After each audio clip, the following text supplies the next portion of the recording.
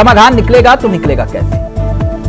प्रशासक नियुक्त करना सियासी मजबूरी या फिर जरूरी? सीधा रुख कर रहे हैं मेहमानों की तरफ। आपको बता दें आज हमारे साथ इस चर्चा में जो मेहमान कार्यक्रम का हिस्सा बन रहे हैं वो तीनों आपकी स्क्रीन पर हैं। गरिमा दसोनी जी कांग्रेस का चेहरा है, हनी जी हमारे साथ बीजेपी का चेहरा है, नीरज कोहली जी वरिष्ठ पत्रकार है, युवा वरिष्ठ पत्रकार है। नीरज जी आपसे इस चर्चा की शुरुआत करना चाहूंगा। तो प्रशासकों को लेकर छिड़ा संग्राम कैसे होगा शांत, या फिर ये कहें कि शांत करने की कोशिश बहुत हद तक सीएम कामयाब हुए या फिर नहीं?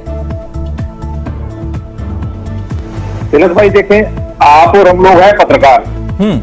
हम तो भाजपा क्या कह रही है, कांग्रेस पार्टी क्या कह रही है, इनकी अपनी सियासत अपनी जगह है, लेकिन हम कानूनी पहलुओं पर बात करेंगे।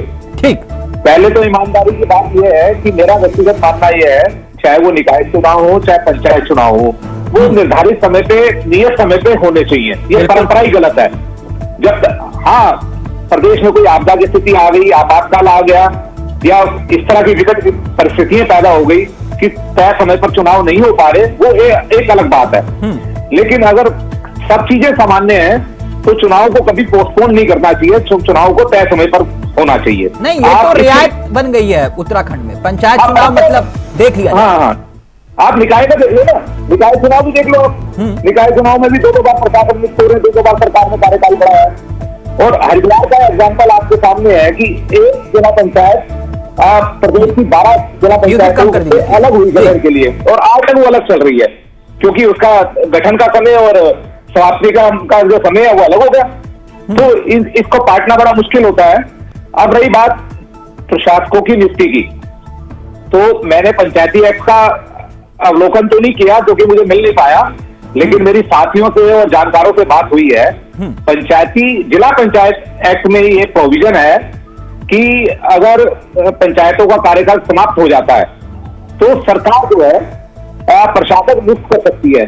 और किसको नियुक्त कर सकती है, उसमें लिखा कि किसी व्यक्ति को नियुक्त कर सकती है, यानी कि किसी व्यक्ति को खुला बिल्कुल परिभाषित नहीं किया, किसी व्यक्ति में किसी को भी कर सकती है।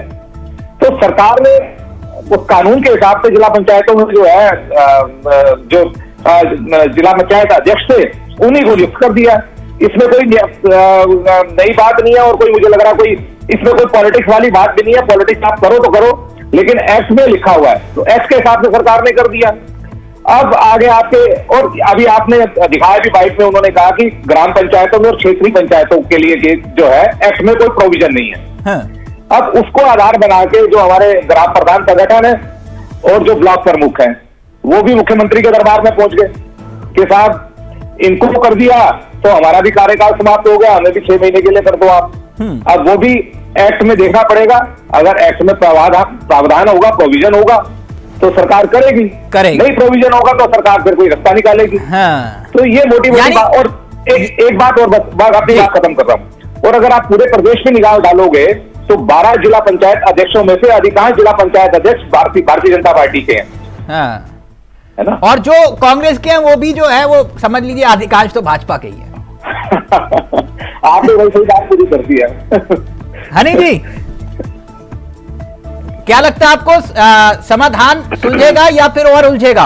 वक्त पर चुनाव करवा देते हैं, विवाद ही नहीं होता। नहीं हनी जी?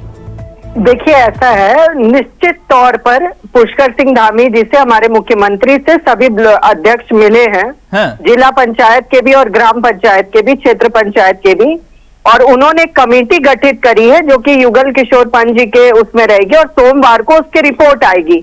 और रिपोर्ट के आने के बाद ही फैसला किया जाएगा कि इसके बाद क्या करना है और किसको किस जगह पर प्रशासक के तौर पर नियुक्त करना है। आप कमेटी कोई भी गठित करिए, वो नियम के तहत ही तो बंधी हुई है। नियम से अलग घर में बैठ के कमेटी गठित करके उसके बाद वो फैसला थोड़ी ना ले सकती है। फैसला तो वही होना है, सही कह रहे हैं, जो एक्ट में है। जो बात नीरज जी कह रहे हैं, आप एक्ट से तो अलग नहीं जा सकते। क्या चेंजेस हो सकते हैं, क्योंकि माननीय हरीश रावत जी ने ही ये जो पंचायत का कार्यकाल रहा, ये सब चीजें रही, उसमें संशोधन वगैरह तो पुराने पापी निकले आए हैं। तो ये जितनी ज्यादा चीजें हैं उसको निकल कर आएगा। आप राज्य में पूछो तो हरीश रावत जिम्मेदार है समस्या के लिए। नहीं, कोई बात नहीं। हरीश रावत जी तो खुले आम बोल रहे हैं, उनका सोशल मीडिया पे चल रहा है। आप उनका सोशल इंडिया अकाउंट देखिए, उसमें उन्होंने सीधे बोला है, कर दो। नहीं, उन्होंने ही अपने आपने कहा और उनकी बात सुन के आप सरकार चलाते हो। तो जो पुरानी, तिलक जी मैं कंप्लीट कर लूं अगर आपकी इजाजत हो तो प्लीज। आप कह रहे हैं हर एक चीज का ठीकरा हरीश रावत जी पे फोड़ते हो और केंद्र में राहुल जी पर फोड़ते हो। तो और एक बात बताइए, जो पुराने इनके किए हुए संशोधन है उसका जिक्र तो आएगा ही, और उसका जिक्र ही करी हूं मैं। और दूसरी चीज, उनका सोशल मीडिया अकाउंट तो बोलता है हरीश रावत जी का कि पूरी तरीके से पहले कुछ दिन पहले कहते नजर आए थे कि भाजपा और कांग्रेस के लोग ऐसे ऐसे हैं, और अब अपने ही कांग्रेसियों को गाली दे रहे हैं। तो ये सारी चीजें तो इन लोगों के खून में है, जो चीज निकल कर आएगी। सवाल कुछ और पूछ रहा हूँ, आप हरीश, मैंने आपको अपने सवाल का जवाब दे दिया कि सोमवार को रिपोर्ट आएगी।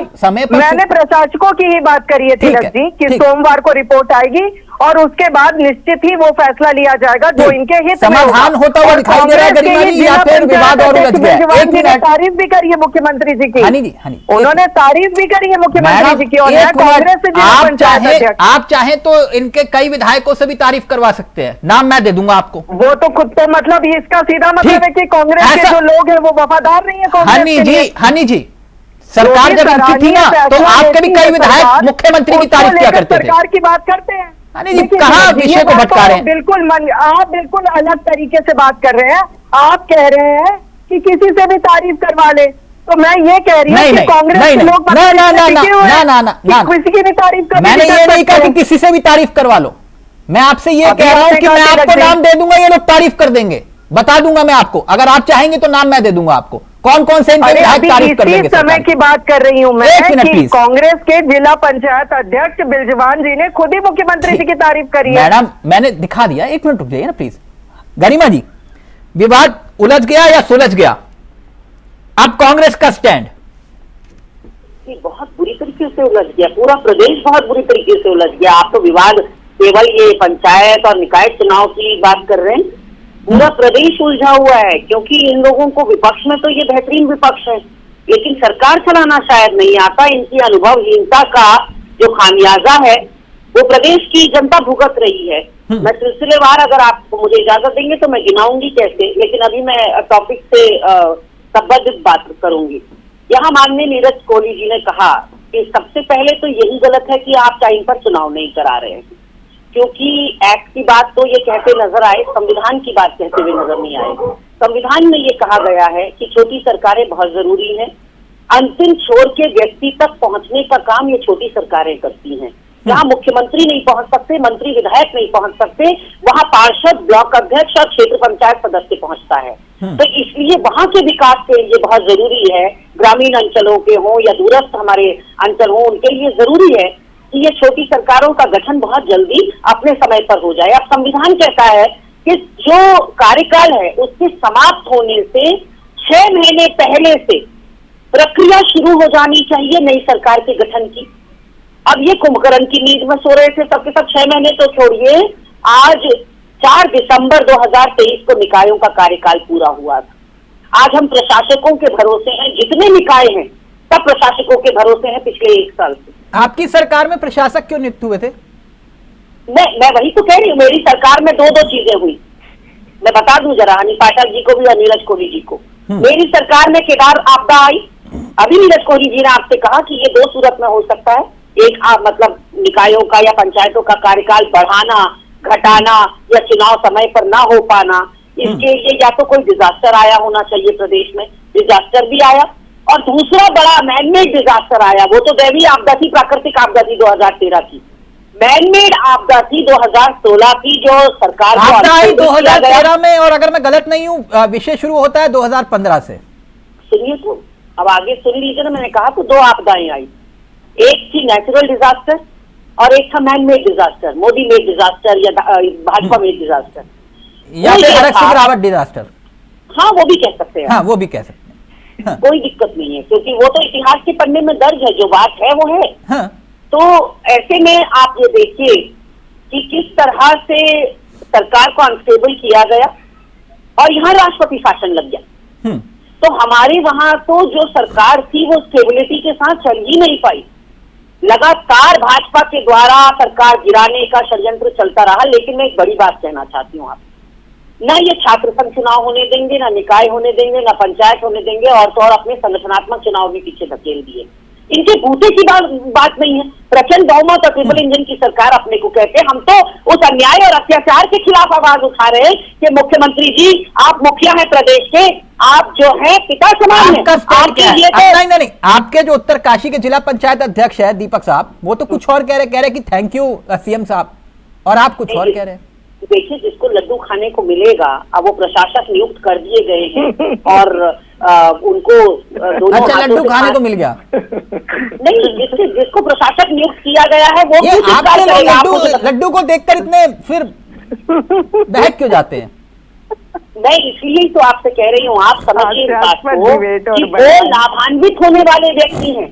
जिन दीपक जी को आपने सुनाया वो तो प्रशासक नियुक्त हो गए। हाँ। हम तो वंचितों की आवाज उठाने वाले हैं ना। तो कांग्रेस के है ना, तो वंचितों की आवाज नहीं उठाएंगे गरिमा जी? वंचितों की आवाज उठाने का ठेका सिर्फ आप ही का थोड़ी ना, और भी तो कांग्रेस ही है ना, वो आप ही के चुने हुए प्रतिनिधि।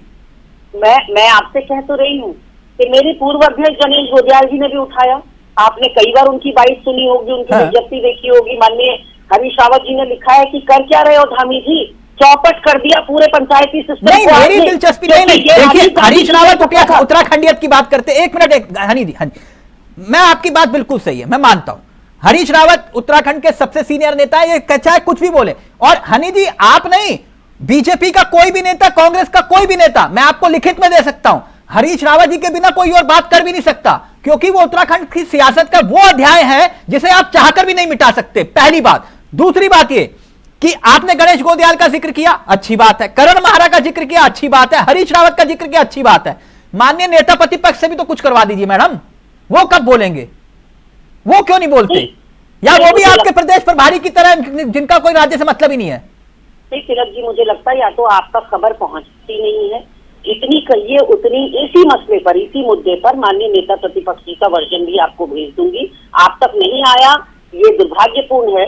लेकिन जिस हनी पाठक को कांग्रेस के खून में मिलावट दिखाई पड़ रही, भाषा देखिए इनकी, हरीश रावत जी का जिक्र कर रही हैं, फिर कह रही है कभी ये लिखते हैं कभी वो लिखते हैं, इनके तो खून में ही मिलावट है। हमारे खून में चाकरी नहीं है मैडम, चापलूसी नहीं है कि अंकिता व्यक्तिगत नहीं, मुझे बहुत गंभीर है। हनी जी, प्लीज जल्दी से जवाब दीजिए इस बात का। हम लोगों के देखिए, गरिमा के खून में गरिमा जी मेरी बात सुनिए,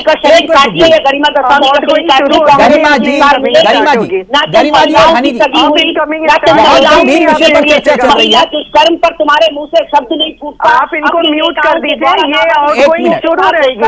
एक मिनट हनी जी और गरिमा जी, आप दोनों से मेरी गुजारिश है, एक मिनट, आप दोनों अपने संगठन के एक परिचित चेहरे हैं, एक मिनट रुकिएगा प्लीज, बहुत गंभीर विषय पर चर्चा चल रही है और उत्तराखंड देख रहा है। गरिमा जी प्लीज। तिलक जी, उस वक्त मैं नहीं बोली जिस वक्त हनी पाठक खून में मिलावट कह रही थी, आपको वही गरिमा जी, एक मिनट, मैंने इनको उत्तर दे दिया, एक मिनट, नो प्लीज, ऐसे नहीं, ऐसे मैंने इनको उत्तर दिया, इन्होंने हरीश रावत का जिक्र किया, इनको उत्तर दिलाना, एक मिनट प्लीज। कर रही हैं हनी जी, मिसेस गरिमा मेहरा दसौनी जी ने कांग्रेस के जिला पंचायत अध्यक्ष को बोल दिया, तो इसको क्या कहा जाएगा? इसको क्या कहा जाएगा? हरीश रावत जी स्क्रीन में बोलिए, 58 साल की तपस्या है कांग्रेस पार्टी कि तुम्हारे जैसे प्रदेश अपनी पार्टी के नेता हरीश रावत जी, और वो अपने गंदे मुंह से नीरज जी, ये तो संवैधानिक व्यवस्था ना। एक मिनट रुकिए, एक मिनट, हम लोग तो एक्ट से बंधे हुए हैं। बिल्कुल, पंचायती राज एक्ट जो कहता है वही नियम के तहत चाहे कमेटी गठित कर ली, लेकिन कमेटी घर में थोड़ा रिपोर्ट बनाएगी। आप लोग प्लीज व्यक्तिगत नहीं, हनी जी मैं प्लीज गुजारिश कर चुका हूं, गरिमा जी आप दोनों से प्लीज ऐसे नहीं, बहुत गंभीर विषय है, गंभीर विषय पर गंभीर चर्चा रखिए। मैडम, कांग्रेस बीजेपी विषय नहीं है, आप समझ नहीं रहे। पंचायतों में प्रशासक नियुक्त हो रहे हैं, आप कांग्रेस बीजेपी खेल रहे हैं। कुलदीप रावत जी ने कह दिया कि फॉरवर्ड बोलती है, तब से ये कुछ ज्यादा ही बोल जाती है कि कांग्रेसियों के खून में मिलावट है। सभी को बोल जाती है। आसान है तिलक जी भाजपा ज्वाइन करना, कल ज्वाइन कर लूं, लेकिन हमने विपरीत धारा माफ करिए मैडम, का हमारा एक ही जगह आप सीमित रहिए, काफी व्यक्तिगत निर्णय लिया है कि माफ करिए मैडम, प्लीज व्यक्तिगत मत होइए। चुनौतीपूर्ण सभाएं हो, आप नीरज जी का ऑडियो रहेगा। नीरज जी एक मिनट, नीरज जी, ये समाधान सुलझ रहा है, उलझ रहा है, या फिर एक तीर से दो शिकार करने की कोशिश सरकार कर रही है? नीरज जी। तिलक जी देखिए, सीधी सी बात है, उत्तराखंड के अगर आप 24 साल के इतिहास को देख लें, ये जरूर है कि गरिमा जी ने 2015 की बात की या 2016 की बात की, मैं आंकड़े लेके नहीं बैठा हूं, कभी डिबेट होगी तो आंकड़े लेके बैठेंगे। उत्तराखंड के 24 साल के इतिहास में मुझे शायद याद नहीं है कि किसी भी सरकार के कार्यकाल में पंचायत या निकाय चुनाव तय समय पर हुए हों। ये सीधी सी बात यह है, ये गलत परंपरा पड़ गई है और वो परंपरा आगे बढ़ती जा रही है। दूसरी बात यह है, ये किसी को भी भाजपा को बुरी लगे या कांग्रेस को बुरी लगे, पॉलिटिकल पार्टियां विशेष तौर पर जो सत्ता में होता है, वो छोटी सरकारों के चुनाव जो है राजनीतिक नफा नुकसान का कैलकुलेशन करने के बाद करवाते हैं। जब उनको लगता है कि मुरीद समय है तब चुनाव करवाओ, उसकी आड़ ले ली जाती है तरह तरह के बहाने लगाकर। ये सीधी सी ईमानदारी की बात है। इसके पीछे की मंशा ये रहती है कि जब मुफीद समय हो तब आप चुनाव करवा लो। अब वो अपवाद वाली बात अलग है कि मैंने कहा कि प्रदेश में प्राकृतिक आपदा आ गई या कुछ और राजनीतिक अस्थिरता आ गई या कुछ और बड़ा इशू हो गया, उस समय को छोड़ दिया जाए तो आगे पीछे कार्यकाल बढ़ाने का या प्रशासन नियुक्त करने का क्या मतलब रह गया? विधानसभा का गठन भी तो टाइम पे होता है, पार्लियामेंट के चुनाव भी तो टाइम पे होते हैं। नहीं, अपने चुनाव कभी डिले नहीं कर सकते नीरज जी। वही तो कह रहा हूं, नहीं हो पाएंगे। हाँ, कभी नहीं सकते। विधानसभा का चुनाव या लोकसभा का चुनाव कभी आगे पीछे हुआ हो तो छोटी सरकार को जिनको आप कहते हो कि जमीनी रीढ़ कहते हो छोटी सरकारों को, तो उनके साथ ऐसा क्यों? नहीं, वो इसलिए नहीं हो सकते क्योंकि हम चाहते नहीं है। हम चाहते हैं वो इसलिए हो जाता है क्योंकि पंचायत चुनाव है ना? एक मिनट गरिमा जी प्लीज जल्दी से, फिर हनी जी बोलिए क्या कहना चाह रहे हैं। तिलक जी, सांसदों की और विधायकों की तनख्वाह बढ़ाने के लिए इनके पास पैसा है, पर संवेदनहीनता देखिए। जो पंचायतों में, निकायों में दैनिक कर्मी काम करते थे, संविदा पर जो आउटसोर्स पर लगे हुए लोग थे, उनके लिए जियो जारी हो गया कि आपकी सेवाएं समाप्त की जाती हैं। वो कहाँ जाएंगे उनका कुछ पता नहीं। नीरज जी ने कहा कि किसी सरकार ने तय समय पर नहीं कराए। 1-2 महीने का डिले समझ में आता है, दाल में पानी डालना समझ में आता है, लेकिन पानी में दाल डालते हैं क्या? 1 साल का कार्यकाल विलंब, मतलब निकाय चुनाव में 1 साल का विलंब हो गया है, तो इतना तो रबर को कम से कम नहीं खींचना चाहिए कि आपकी सरकार है तो अंधा बातें आपकी बात आगे। इनको म्यूट करके बात करिए। म्यूट, एक मिनट, मैं मैडम मैं वो थोड़ी ना हूं कि आप कहोगे म्यूट करूं अनम्यूट कर दूं, तो ये बीच में इंटरप्ट करती हैं। आप अपनी बात रखिए। अगर मुझे लगेगा कि वो आप पर पर्सनल अटैक हो रहा है तो ऑडियो अपने आप म्यूट हो जाएगा। मेरे से उम्मीद मत रखिए, बीच में इंटरप्ट हनी जी, मुझसे कम से कम मैं आपको बात बता रही हूँ।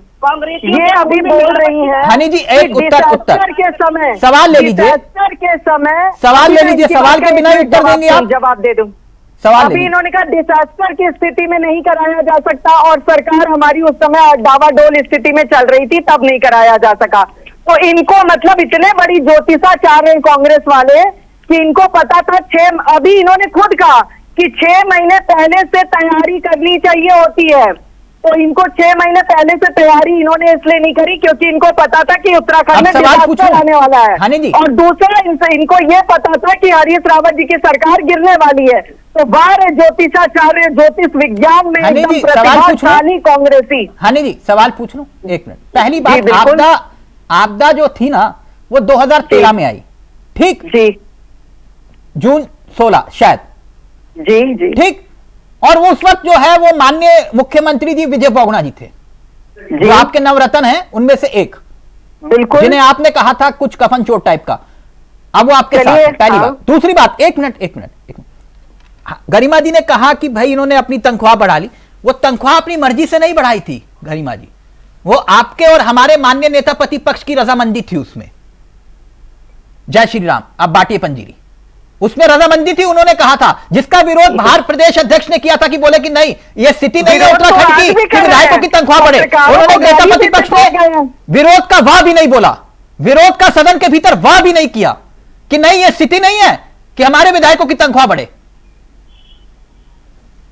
गरिमा, एक बात हनी जी मुझे एक बात समझाइए कि एक देश एक चुनाव, हम पंचायत चुनाव नहीं करवा पा रहे, हम निगम चुनाव नहीं करवा पा रहे, हम जो है छात्र संघ चुनाव नहीं करवा पा रहे, हम बैंकों के चुनाव नहीं करवा पा रहे राज्य में। ये एक देश एक चुनाव की बुनियाद मजबूत कर रहे हैं आप हनी जी। अगर ये खबर देश के प्रधानमंत्री को पता चल गई कि आप एक चुनाव नहीं करवा पा रहे राज्य में, तो सोचिए उनके दिल पर क्या बीतेगी।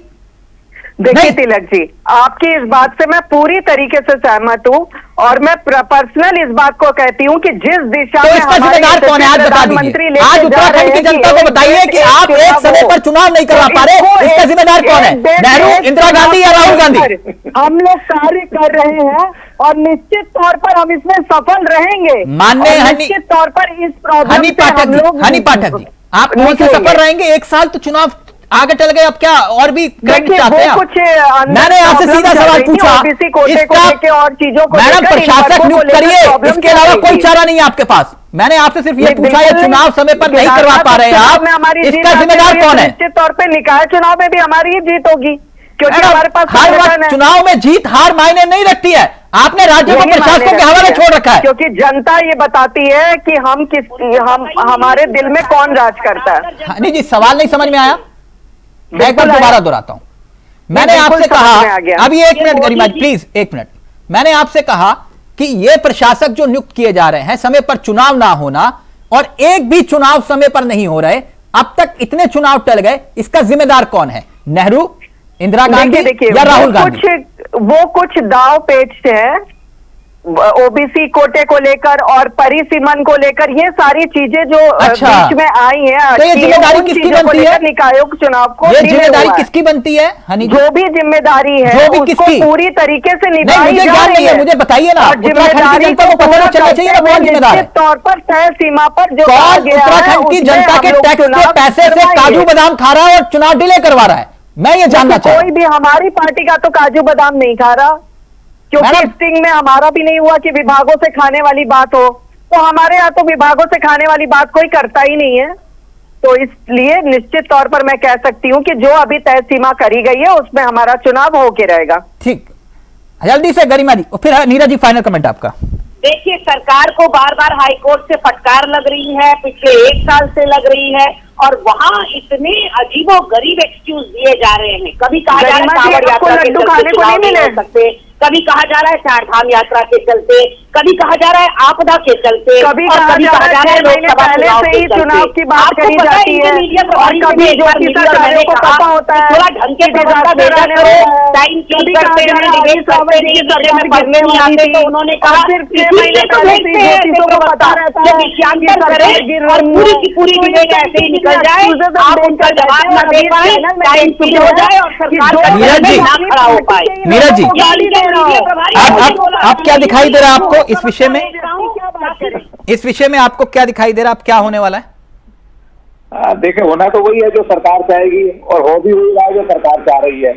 लेकिन मैं अपने ओपनिंग कमेंट में जो मैंने बात कही कि भाई ये गलत परंपरा बढ़ गई है, हाँ। और इससे प्रदेश का विकास भी ठप होता है और अनावश्यक रूप से विवाद भी खड़े होते हैं। तो सरकारों को एक परंपरा जो गलत परंपरा बन गई है उसको कट करना चाहिए, जो भी मौजूदा सरकार है, और तय समय पे होना चाहिए। और छोटी सरकारों को हम आत्मा कहते हैं, विकास की आत्मा कहते हैं कि भाई विकास की बुनियाद कहते हैं कि यहीं से शुरू होती है, तो उनके साथ कम से कम इंजस्टिस नहीं होना चाहिए। बिल्कुल सही कहा आपने। और बात गरिमा जी ने कही तो मैं एक बात कहना चाहूंगा। गरिमा जी, आपने कहा कि मैं वन मैन आर्मी बनना चाहते हैं, सबकी लगाम अपने हाथ में रखना चाहते हैं। अच्छा ठीक, 1 मिनट, वो हर सरकार में होता है।